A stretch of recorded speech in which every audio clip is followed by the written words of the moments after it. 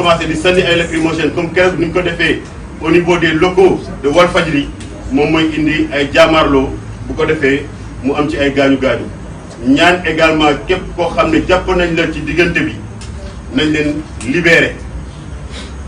libéré bu ko defee ñooñu mën a dellu ci seen activités yi.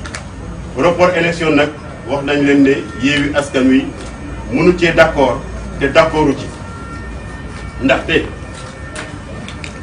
li tax ñu ne dañuy def report de l'élection présidentielle ay juge yi nga xam ne def nañ seen carrière ba pare te ñooñu ñaar yi nga xam ne accusé nañ leen sénégalais yi leen xam yëpp nee nañu c'est des hommes intègres que c'est des références c'est des exemples tax nañu ba ñenn ñi dugg dans la magistrature ndaxte ñoom seeni modèle lañu woon ñooñu la ñu tuumaal ne dañ leen ger mu nekk des accusations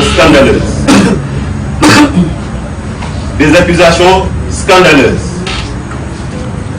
ñu ne ñooñu la ñu ger kan moo ger ñu ne Amadou Ba moo leen ger mu nekk premier ministre du Sénégal mu nekk candidat bu Macky Sall tànn ne moom mooy candidat Macky Sall bi nga xam ne dafa jël dogal dàq décret bu convoquer le corps électoral dafa renouveler sa confiance à Amadou Ba le corrupteur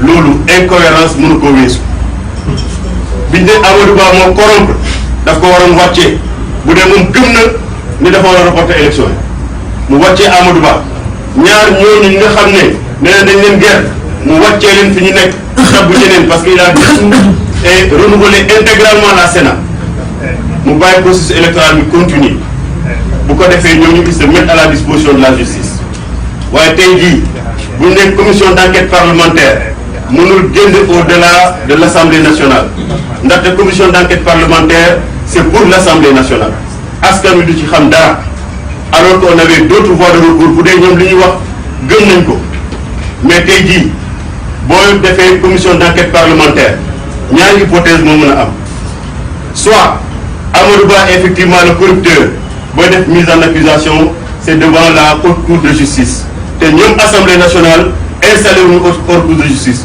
donc du am benn aboutissement ñaareel bi mooy et si on se rendait compte qu'après tout ça il n'y a jamais eu de corruption on va ressembler à quoi?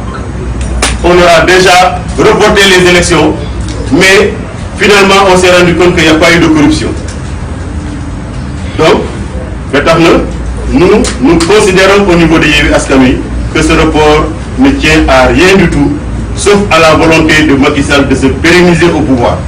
Je ne dis pas de se maintenir au pouvoir, de se pérenniser au pouvoir. nee nañu mënuñu koo def ci première date bu ñu waxoon ndaxte dafay coïncider avec le Magal ak yeneen fêtes religieuses. En décembre les députés seraient en train de voter la loi de finances initiale. En décembre députés yi dañu nekk di voter la loi de finances initiale. Donc ce serait encore une occasion pour repousser encore parce que Macky Sall li mu bëggoon depuis ci njëlbeen bi mooy que bu amul troisième mandat na fi toogaat 2 ans donc ils vont utiliser le même procédé yónnee fa ay corps d'élite de la gendarmerie génnee ñoom ay dafee ñoom Ismaïla Diallo ak tout le groupe parlementaire Yewwi Askan Wi jàllale seen loi ñu nekkaat fii de sorte que sénégalais yi mënuñoo continuer di seetaan loolu li ñu wax Macky Sall mooy que appam jeex na. appam jeex na ñi mu dugal kaso moo leen fa dugal moo leen fa war a génnee ci anam boo xam ne noonu la leen fa dugalee amul benn loi boo xam ne moom mooy war a tax mu génnee leen xam na nu mu leen fa dugalee moo xam nan la leen di génnee kaso ñu dellu seen njaboot dellu seen yitte am na ci bëri ñoo xam ne bu ñu génnaatee dañuy wutaat liggéey parce que seen liggéey yàqu na ba pare donc loi woo leneen loo c'est pas ça qui nous intéresse da leen delloo seen njaboot ñu nekkaat fa ba tax na ñu renouveler encore l'appel de Yewwi Askan Wi boo xam ne mu ngi tàllal ay loxoom pour que bépp initiative boo xam ne am na fi nañu joxante loxo yëkkatendoo tegandoo pour une efficacité dans la lutte ndax ñu mën a am suñu élection présidentielle le 25 février 2000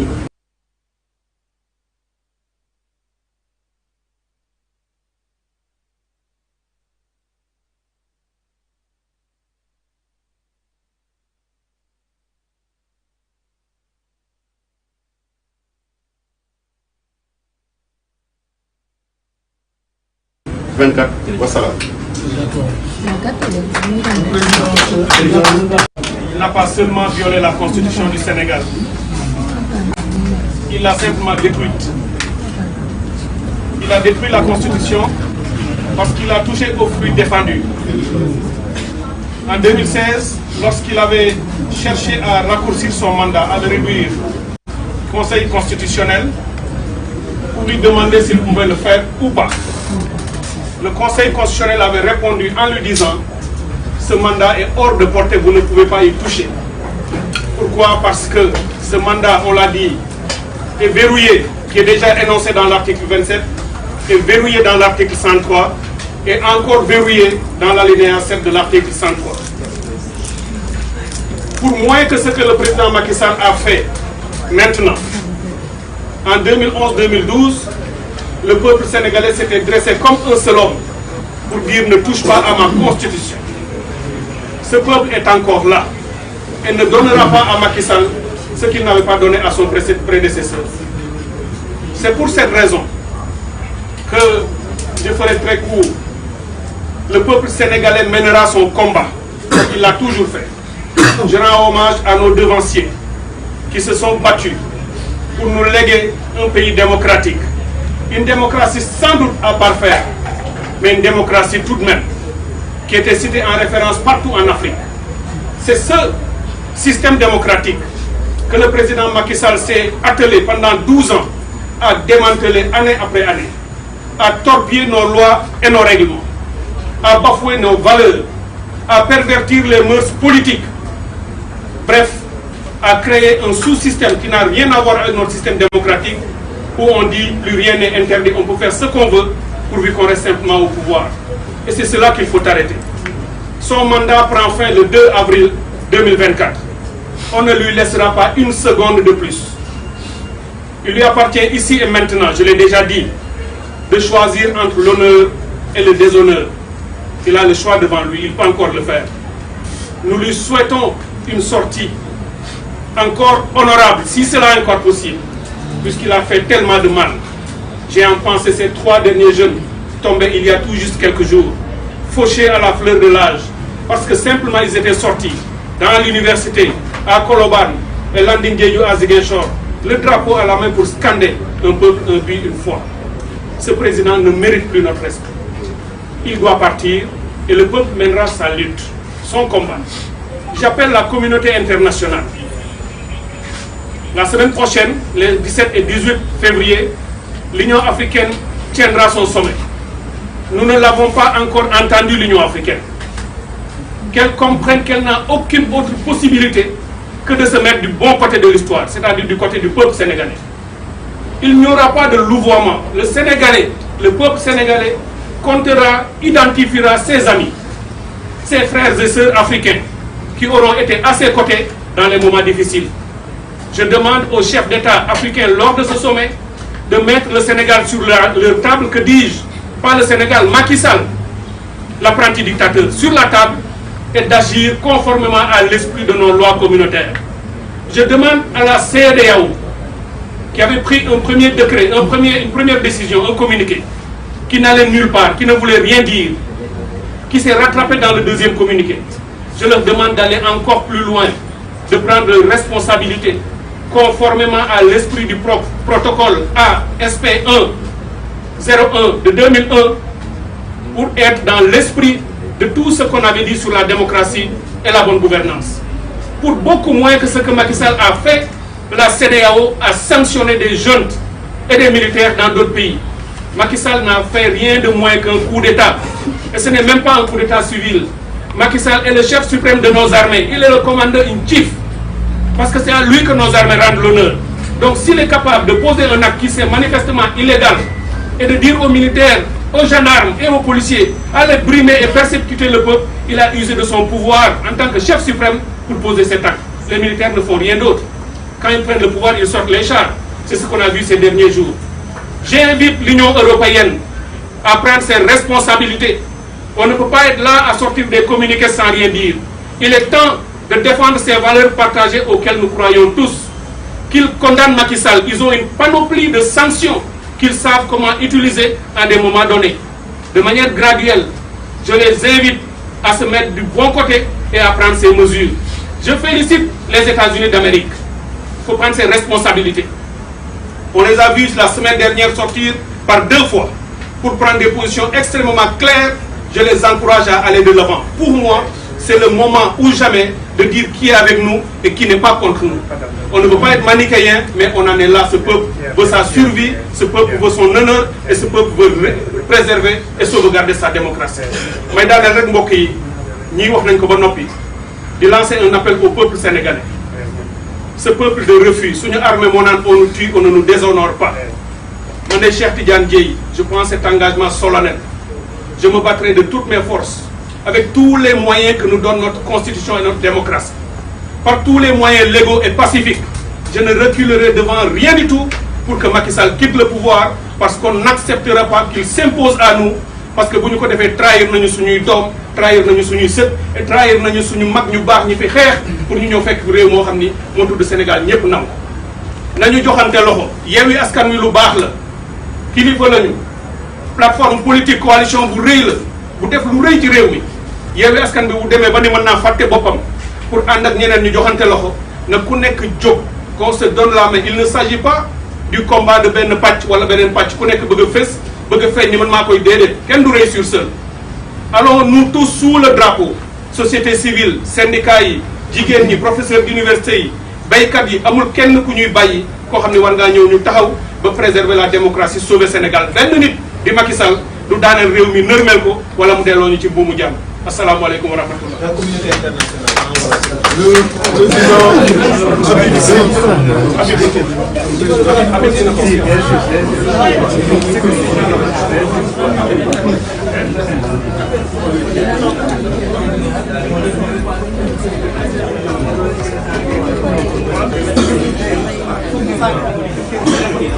Asalaamaaleykum mbokk yi ñu ngi leen di nuyu ku nekk sa tur ak sa sant. ñu ngi Ousmane Sonko ñu ngi lay nuyu di la wax ne Yewwi Askan Wi ñi nga xam ne yaa ko si xol mi ngi nii. Yewwi Askan Wi xalu ndeef la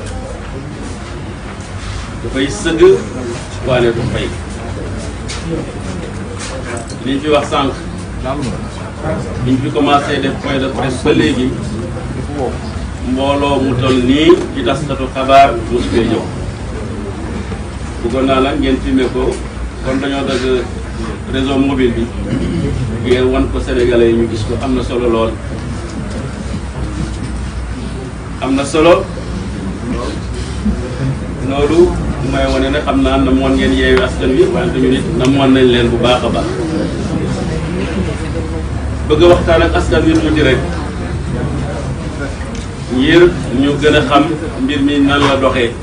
xam nga Sénégal dañuy wax ne réew mu tuuti la mais yaatu na ndaxte dafa bëri ay waaso bëri ay askan. am na wolof, am na pël, am na naar, am na saraxole, am na séeréer, ba mënuñoo lim ñëpp. boo ñëwee ci wàllu ngëm-ngëm am na ñoo xam ne ay chrétien lañu, ñi dee muslim, ñi dee païen. même boo ñëwee ci li nga xam ne mooy diine ji am na ay tarixa, murit a ngi fi, tijaan, laayeen, ñaseen, lu nekk ngi fi. ñu ne waaw ñun ni ñu nekkee dañoo bokk suuf si te bëgg nañ bari am nañ ay wuute, nan la ñuy def ba nekk benn, parce que buñ ko deful rek réew mi tas, ku nekk dem sa pàcc. ñu ne ah kon nag nañu moo def loo xam ne ni ab charte la ñu tëgg ko ne lii ñun ñëpp ànd nañ ci moom moo téye réew mi pour ñu mën a nekk benn. ñu ne loolu nuñ koy defee ñu ne nañ ko tuddee constitution, charte bu réew ñu ne ah baax na ñu bind constitution bi nga xam ne moo ñuy dajale ñun Sénégalais yëpp. ñu ne waaw constitution bi bu ñu ko defee pare moom nan lay doxee, kan moo koy sàmm.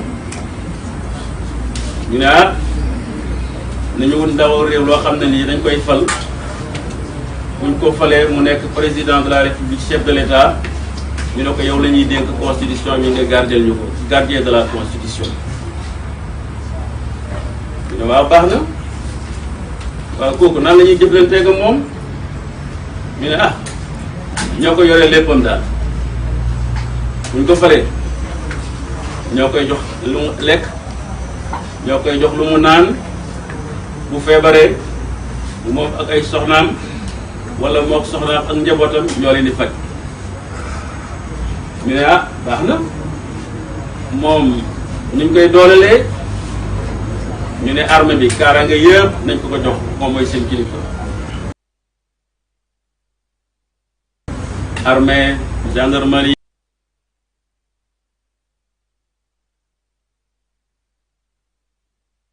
police sapeur pompier lépp.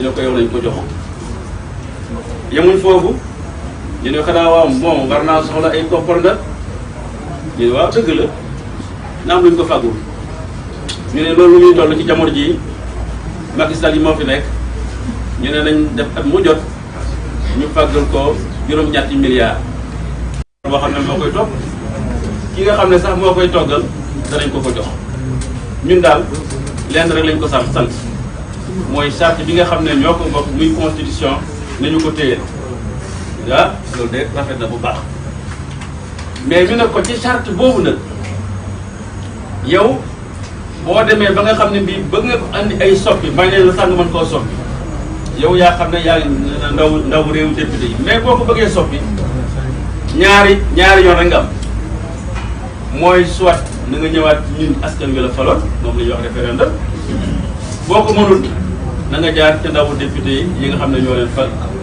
pour wax leen li nga bëgg a soppi lan la bu ci ñooñu àndee rek ñun ànd nañ ci. waane am na loo xam ne lii ci charte bi constitution yow mi nga xam ne lañ defal teraanga jooju yëpp ak ndaw yi nga xam ne ñoom la ñu fal kenn mënu koo laal dañ ko dugal ci coffre-fort wax nañ ko sànq samp ko rokkos ko tëj ko jël caabi ji damm ko sànni ko boo jëlee constitution Sénégal mi ngi nii fukki article ak ñett la te li ma leen wax moom mooy article bi nga xam ne moo ci mucc ñu ne ko li nga xam ne mooy république maanaam Sénégal kenn du ko donn buur amatu fi kooku kenn mënu koo laal ñu ne ko ak ban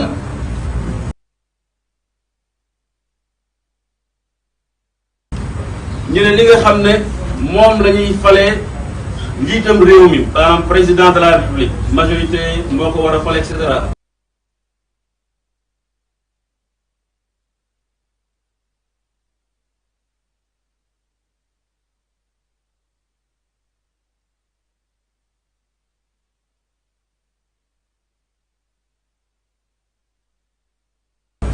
ñu ne loolu moom allah kulli aal ba dinay tukki tant que constitution mi ngi fii kenn mënu ko laal ñu ne bu ci topp ñu ne ko waxtu wi nga xam ne moom nga war a toog ci réew mi nag moom Macky Sall comme am na benn tailleuram boo xam ne bii moo koy ñawal constitution réew mi xaw a jaxasoo ci moom mu Ismaïla Madior ñu xool lan la ñuy def pour que li nga xam ne tëj nañ ko sànni caabi ja damm ko sànni ko ban borom dox la ñuy jaar ba mën koo moytu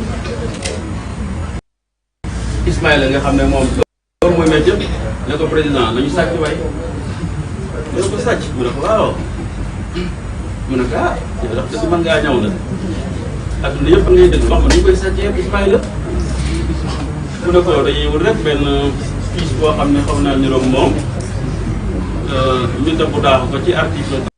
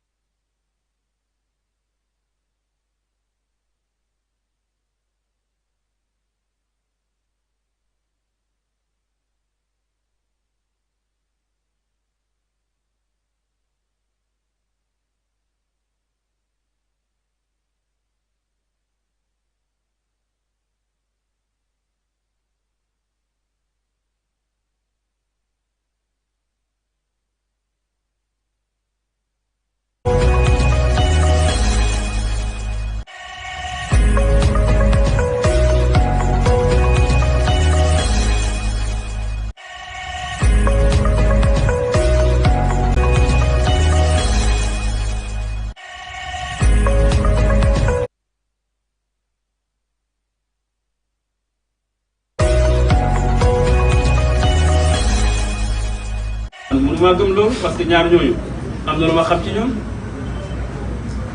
Abdou je le connais kon ñooñu mën naa xaw a seede ci ñoom tuuti. mënuma gëm dañ leen korom te comme ñoom def nañ leen lu ñaaw lu mel noonu tey nit yu dëgg lañu bëgg a humilier magistrature bi bëgg a humilier ay juge te fii ñu toll nag avenir du Sénégal jàmmam mi ngi ci loxo conseil constitutionnel magistrat yëpp d'accord nañ ne leen vous êtes en face de votre responsabilité historique dëgg gi rek lañ leen laaj te yéen fi ma xool bi Macky Sall wëree àdduna yëpp ne day wàññi mandaam juróom-ñaari at yóbbu ko juróomi at yéen ne woon loolu mënul am mënu ko wàññi ku mënul wàññi kay xanaa mënoo yokk te loi bi nga xam ne moom la ñu ñëw di leen clamé ñun ñi nga xam ne ñoo yeewu askan wi dafay yokk mandat président Macky Sall te comme waxoon ngeen lii ca jamono jooju yaakaar nañ ne da ngeen mën a wax lu méngoog moom ci jamono jii ba Sénégal nekk ci jàmm parce que ñun bëgguñ lenn lu may stabilité ñaar fukki fan ak juróom ci weeru février ñu commencé élection yi bu ñu àggee le 2 avril Macky Sall abal loolu nag ab xeex la boo xam ne ñun ñoo ko bokk di ko def waaye Yewwi Askan Wi mais comme ñun dañoo am aussi responsabilité historique wax ko sànq ñoom Ousmane Sonko ñoo ko tax dox ba liy taxaw bu Sénégal demee ba tollu fii nag ñun war nañoo soral suñu dàll wër ñëpp nag lu ñoom Déthié Fall wax dem seeti plateforme yi fi nekk yëpp moo xam F24 la moo xam aar suñu élection moo xam ñeneen la pour que ñu lëkkaloo mën a nekk benn. am na loo xam ne ni comme constitution moo boole Sénégal ñu nit am na loo xam ne ni moo ñu mën a boole mooy bañ report élection yi buñ ci taxawee incha allah yaakaar nañ ne Macky Sall li nga xam ne moom la bëgg a def réew mi jaxase ko ñu nekk ci instabilité loolu duñ fa àgg ak dëgg gi nga xam ne conseil constitutionnel dina ko wax. ci communauté internationale wax nañ ko bu dul benn du ñaar ñoom.